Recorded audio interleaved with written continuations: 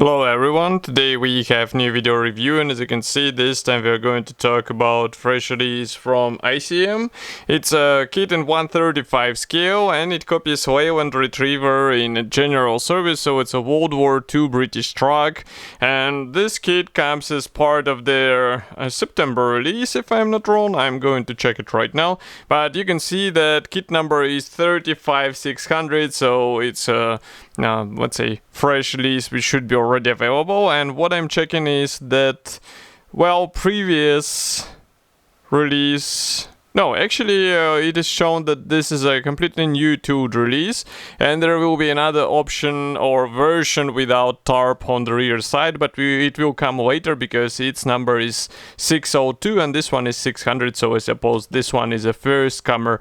So here we have a commercial sample. It means nothing will change. You'll get exactly the same stuff as what you'll see in this video, and straight away you can see that box art is quite nice here, and you can see comparison in my hand here. Next, on the side we have some information about this model. So again, we have dark on the dark, so I will have to turn it to myself in order to see. So we have 253 plastic parts, and we even have 3 PE parts, which is rather surprising, I would say. And on the opposite side you can see also marking guide, let's say, or a side profile for this track. So as usual, this box is closed with tape from all 4 sides, so just give me a second to cut through it and we will take a closer look together. In the meantime, I can also remind you that you can support us with a small donation. It's an easy thing to do because we have a big red button on our website and it's done via PayPal, so it's quite quick and safe way to contribute. And of course this money actually help us to get new photo and video equipment and maybe even get some new kits to be reviewed. So here you can see that this top section is quite flexible. That's a classic box design for ICM, and here we have sturdy white cardboard box. If we open it, here you can see that all frames are packed into the same plastic bag, and on the bottom we have assembly manual, so we will check everything as usual going from the plastic frames. So now I'm going to open it, and it's easy to open because it's a resealable plastic bag, so it also means that you can store the parts later, so it's quite a handy thing. Now I'm just trying to remove all this stuff because I can see that here we have a lot of interesting things going on. Okay, so first of all I would like to show you this clear frame which is packed into the separate plastic bag, so just give me a second to open it and we will take a closer look together. And okay, so here it is. I'm not sure if there is a mask template included into this release because ICM recently started including such bonus into their kits. So as you can see, we have nice parts, but we will have to check the assembly manual in order to see whether any masking template is actually included. But all in all, it looks really good, so it's just a matter of applying all these parts on your model. There is another plastic bag with vinyl tires, so I'll open it right now.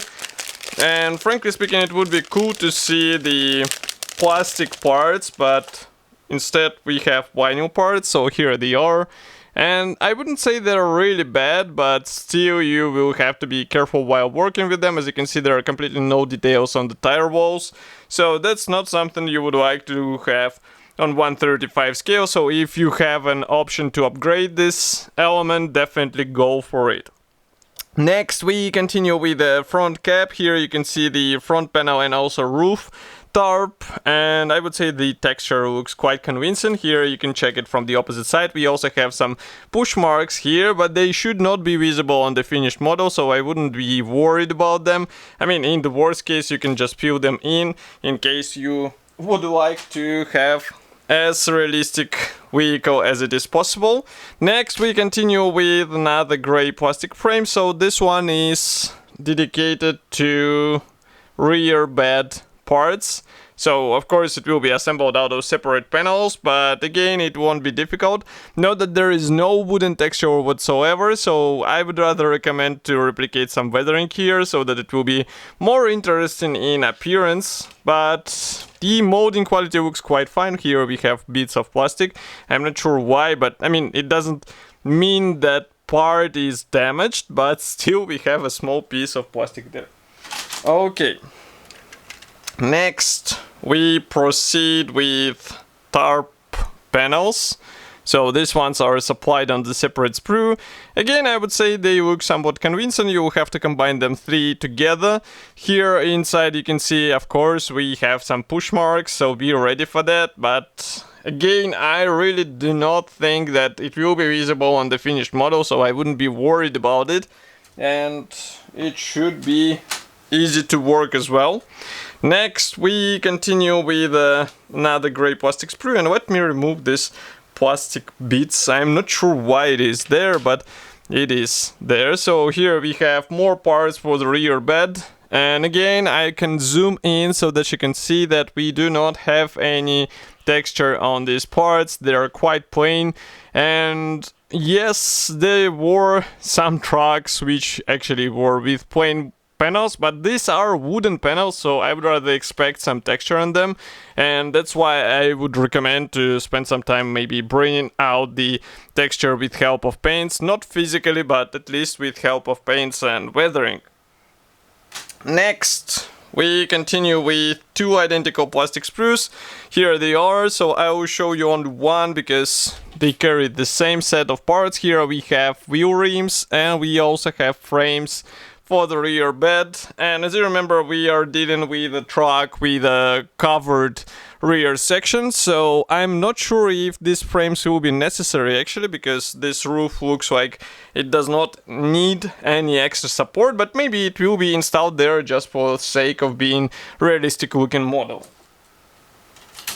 Next, we proceed with another gray plastic sprue. This one is dedicated to engine parts, and everything looks fine. I mean, spend some time painting and weathering this stuff and you will be rewarded with really nice looking power plant on your truck. So there is nothing to, I would say, complain about. Next, we continue with notably bigger sprue. So here it is. Let's zoom out first so that you can take a whole look. So here it is. And now we can zoom in to the corner of this frame so that you can check what we actually have here. So these leaf springs look quite nice, and again, even though all this stuff comes out of the box, we have really detailed suspension and drivetrain, so it's just a matter of careful assembly. A lot of thin parts, yes, but they should be somewhat durable, let's say, as long as you, let's say, apply some notable care, but they do not require some, let's say, excessive extra careful handling. And next, we have one more gray plastic sprue. This one is dedicated to external panels. So here we have some other panels for the front cap and also for the main chassis. As you can see, it should be assembled out of separate bars. And note that these bars are molded together with leaf springs. So be careful while assembling these bars. Check the alignment so that you get the right fitment. And another interesting bonus is the PE thread. So it's quite unusual thing for ICM. As you can see here, we have PE for the radiator grille and also for these signs on the truck. Really cool thing to have out of the box. So I'm more than happy, let's say, to see such inclusion in the ICM kit. And next we can proceed with decals sheet. So just give me a second to take it out of the assembly manual because it's usually hidden there in ICM. So here it is. There is no mention where it was printed, but printing quality looks nice. We have dials for the dashboard, and of course all other symbols look good, so it won't be difficult to apply them on your model. Next we proceed with assembly manual. Here I will have to close lens this a bit so that you won't be blinded by the white light. And overall format is quite typical. We have color printed brochure with short history note here on the cover, let's say. Next, we proceed with the parts map. So red color means that these parts will not be used, and you can see that it's only one part which won't be used. And it also means that we'll have to use the frames for the rear bed. Next, we start assembly from the main chassis bars. As you can see, they will have to be combined together.